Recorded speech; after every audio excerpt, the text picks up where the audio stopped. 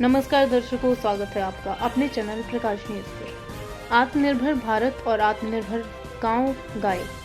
गंगा और गीता के बिना किसी भी कीमत पर बनना संभव नहीं है।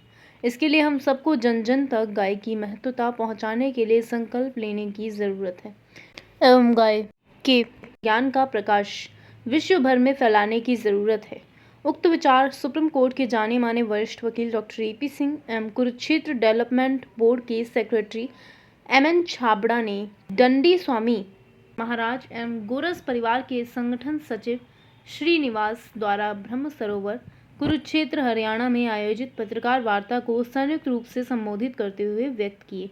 उन्होंने अपने संबोधन में ज्योतिसर में पहला गोचर के रूप में आदर्श ग्राम बनाने की बात कही। कार्यक्रम में अखिल भारतीय महामंडलेश्वर रामगोपाल त्यागी के कृपा पात्र भगवान दास पुजारी एवं डॉक्टर महेंद्र हंस ने संयुक्त संबोधन में सभी देशवासियों से अपने घरों में गाय पालने की अपील की एवं गाय की महत्वता पर अपने संबोधन के दौरान अत्यधिक बल दिया।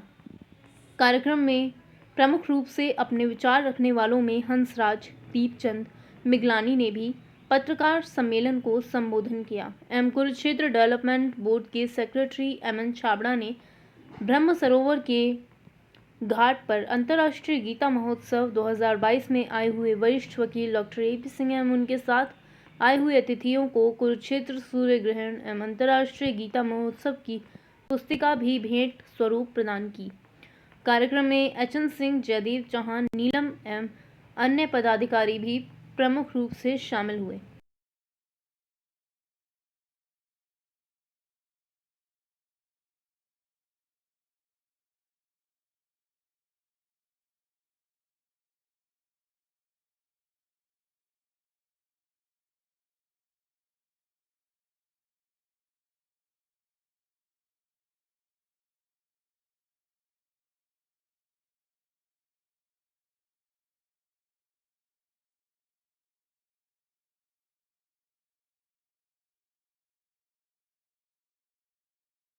उद्देश्य था उसको हरियाणा के मुख्यमंत्री आदरणीय खट्टर जी ने भी बराबर पूरी तरह से इसको समाहित किया है। और बड़ी खुशी की बात है, गीता महोत्सव जयंती विश्व की ऐसी जयंती है जिसमें लोकल वोकल के साथ देश के महामहिम राष्ट्रपति जी, देश के माननीय प्रधानमंत्री, विभिन्न राज्यों के विभिन्न प्रदेशों के महामहिम गवर्नर साहब और माननीय मुख्यमंत्री जी का तो सारा कार्य ही दिख रहा है। और कुरुक्षेत्र ऐतिहासिक है। पहली बात, दिल्ली के बहुत पास है, 150 किलोमीटर के दायरे में है दिल्ली के, तो बहुत अच्छा दर्शनीय और धार्मिक स्थल है।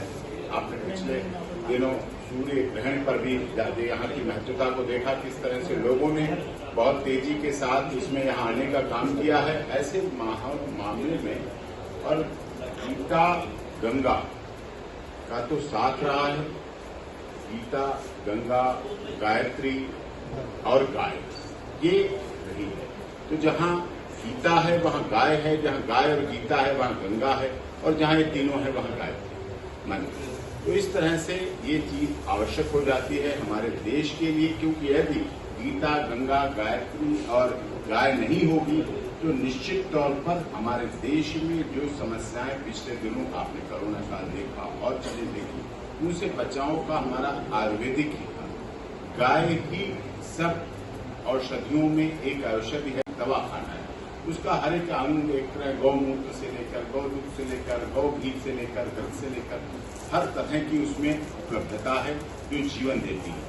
तो इस तरह से जो चीज है, और हम गाय को बचाएंगे, गीता को बचाएंगे, गंगा को बचाएंगे, तो हम जल जंगल और जमीन, हमारा अगला उद्देश्य होता है जल जंगल और जमीन को बचाएंगे, तब हमारा देश सोने की चिड़िया जगत रूप से बन पाएगा, जिसको बनाने के लिए माननीय मोदी जी लगातार संघर्षरत है, माननीय खट्टर जी भी लगातार संघर्षरत है। और उसी के माध्यम से गीता महोत्सव में आदरणीय दंडी स्वामी जी, प्रोफेसर साहब और हमारे सभी संत गुरुजन लगे हुए हैं, इसमें कार्यरत हैं, बराबर इसमें प्रयासरत हैं।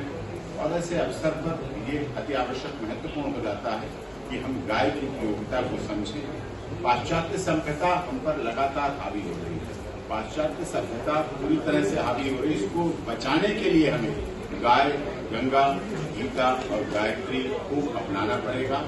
तभी हमारे देश की नई दिशा मिलेगी, युवा पीढ़ी को नई दिशा मिलेगी। अभी आप पिछले दिनों जिस तरह से आप देख रहे हैं कि श्रद्धा केस हुआ, रांची में बेटी के साथ हुआ, पिता के साथ हुआ, उत्तराखंड में हुआ, इस तरह की कई घटनाएं पाश्चात्य सभ्यता की तरफ से बढ़ रही है। पाश्चात्य सभ्यता हमें गलत रास्ते पर ले जा रही है। चारागाह माननीय योगी जी जो उत्तर प्रदेश सरकार के माननीय मुख्यमंत्री हैं, उन्होंने गायों के लिए बहुत कार्य कर रहे हैं, गौशाला के माध्यम से, गायों के चारागाह के माध्यम से, जिसके माध्यम से ये सारी चीजें सब वहां तक पहुंचे और जो पहुंचेंगी तो निश्चित तौर पर हमारे देश का भविष्य बनेगा, युवाओं में जागृति आएगी। सोशल मीडिया भी इसका एक अच्छा माध्यम है, सोशल मीडिया से भी इससे भी गोचर बढ़े, गाय का जरूरत बढ़े, गाय की आवश्यकता बढ़े, यदि आवश्यकता जाता है। इसी के साथ यहाँ कुरुक्षेत्र में बड़ी धार्मिक स्थली, मुझे भी आने का अवसर मिला, सब कुछ देखने का अवसर मिला और हर्ष का विषय है। तो बाकी उन्नत भारत अभियान के अंदर जो है कुरुक्षेत्र जिले के 108 गांवों को चिन्हित किया जा रहा है, जिसके अंदर गौ आधारित या आयुष की दृष्टि से उन गांवों को विकसित करने की बात है। बहुत बड़ा पैसा देश का, जो विभिन्न बीमारियां हैं देश के अंदर, उसकी मेडिसिन के अंदर, क्योंकि बड़ी मेडिसिन कंपनी सभी विदेशी कंपनीज हैं, वो बाहर चला जाता है। पेटेंट सारे राइट्स जो हैं वो बाहर है। आयुष जो है वो हमारे प्रधानमंत्री श्री नरेंद्र मोदी जी का एक बहुत बड़ा जो है सपना है, उसे पूरा करना, जिसके अंदर ये है कि मिनिमम लोग बीमार हों, जिससे फॉरेन की जो हमारी पैसा बाहर ड्रेन आउट होता है वो भी बचेगा, तो हमारे जो लोग हैं वो भी निरोगी रहेंगे।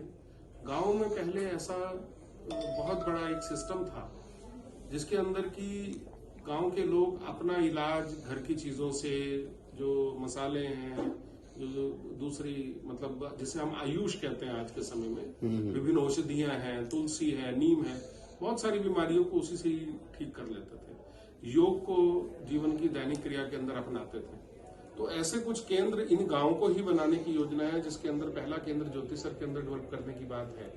और उससे क्या है कि जो बाहर आज हमारे लोग बीमार होते हैं तो कल बाहर के लोग हमारे यहाँ पर आके जो है इलाज कराएंगे अपने। जैसे कि आपका एक मॉडल देखते हैं कुरुक्षेत्र के अंदर, गुरुकुल के अंदर एक केंद्र बना हुआ है। गुरुकुल में सारे देश से, कितने विदेशों से भी लोग आके अपनी ट्रीटमेंट कराते हैं। तो वो कितना बड़ा एक इनकम, सोर्स ऑफ इनकम है, एम्प्लॉयमेंट जनरेशन है। यही सब कुछ उन्नत भारत अभियान जो है वो गांव से उन्नत होगा। जब तक हमारे गांव उन्नत नहीं होंगे कोई भारत तो कभी भी उन्नत नहीं हो सकता। तो उनको गांव को स्वावलंबी बनाने की योजना है और इसके अंदर गाय को भी केंद्र में रखा गया है।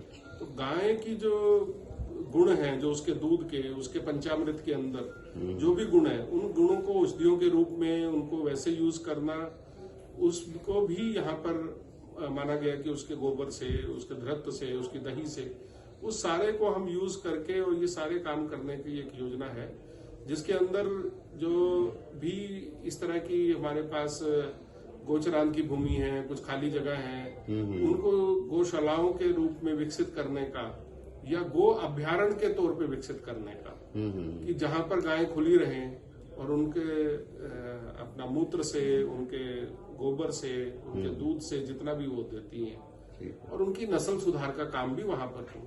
क्योंकि आज भैंस को तो घर में रखा जाता है, लेकिन गाय को घर में नहीं रखा जाता। उसका कारण एक ही है कि भैंस की नस्ल को सुधारने पर जोर दिया गया आजादी के बाद, लेकिन गाय नहीं दिया गया। अगर गाय की नस्ल भी सुधार दी जाती, दुनिया के अंदर सिर्फ अगर हम देखें तो इंडिया जो अपने सब कॉन्टिनेंट है, जो 7-8 देश हैं, यहाँ पर ही ज्यादा भैंस का दूध पिया जाता है। बाकी सारे दुनिया के अंदर गाय का दूध पिया जाता है। तो गाय को जो A2 मिल्क है, देसी गायें जो हैं, उनके अंदर तो गाय के दूध से, जो नॉर्मल विदेशी गायें हैं, उससे भी बहुत ज्यादा गुण है। ये बात A2 मिल्क से प्रूव हो चुकी है।